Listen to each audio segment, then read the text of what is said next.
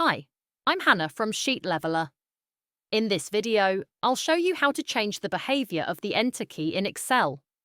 By default, when you type something in a cell and press Enter, Excel confirms the entry and moves you down one row.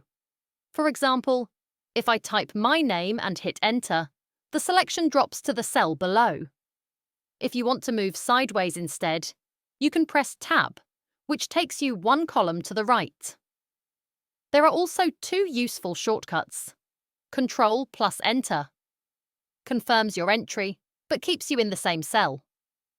Alt plus Enter inserts a new line within the same cell.